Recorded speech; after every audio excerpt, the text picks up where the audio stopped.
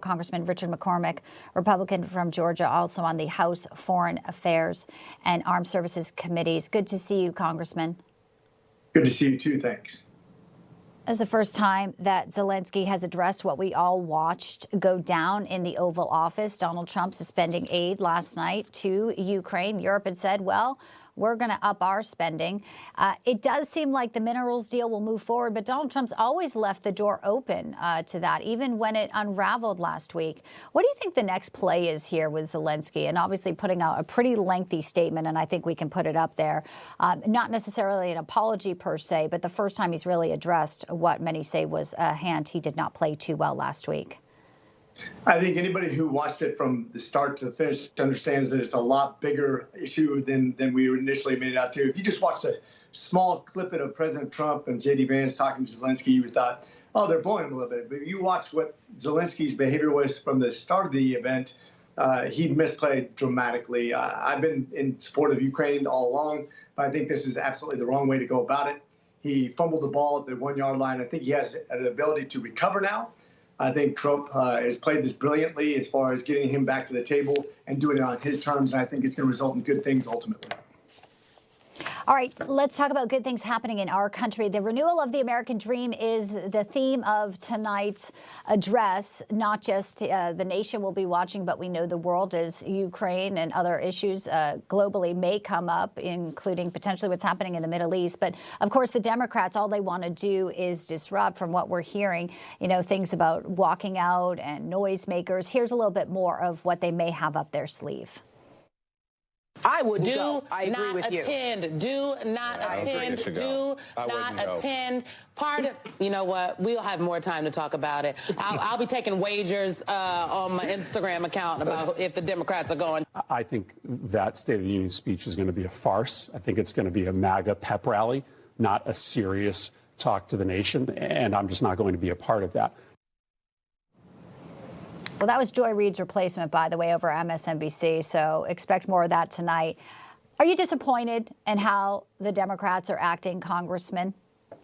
It's not surprising at all. Look at what happened on my recent town hall. If you want to talk about antics and what they're trying to actually angle towards, this is disruptive behavior. We expected it. I'm a big person on decorum. I'm a military guy for 20 years.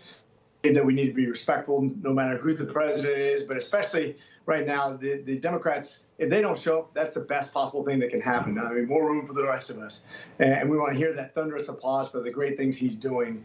But if they're going to make noise and be disruptive and be disrespectful, that's just another page of their playbook that's stale, and it's why they lost the last election. And well, they'll probably lose the next election, quite frankly, if they continue that sort of antics. Let's talk about some work DOGE is doing at the Pentagon. The spokesperson, Sean Parnell, put out a video of the findings. Let's play a little bit of it and get your reaction.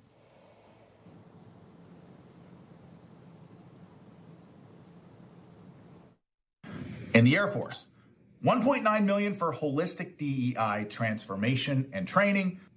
At the Defense Human Resources Activity, $3.5 million for support to DEI groups. And how about this one? $1.6 million to the University of Florida to study social and institutional detriments of vulnerability and resilience to climate hazards in African Sahel. You see, folks, this stuff is not a core function of our military. So we believe that these initial findings will probably save $80 million in wasteful spending. Again, $80 million in wasteful spending just right here. So how did the Democrats complain about that? Well, first of all, I want to make a slight course change on this. We in our hearings and we in our armed services committees actually got rid of that last time. So in our new budget, we actually got rid of the DEI training. We made sure that the money was diverted towards quality of housing.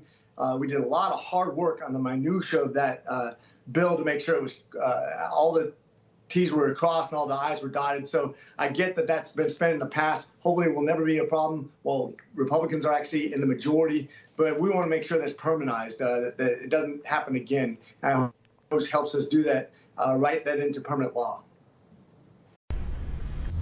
Information. Truth is freedom.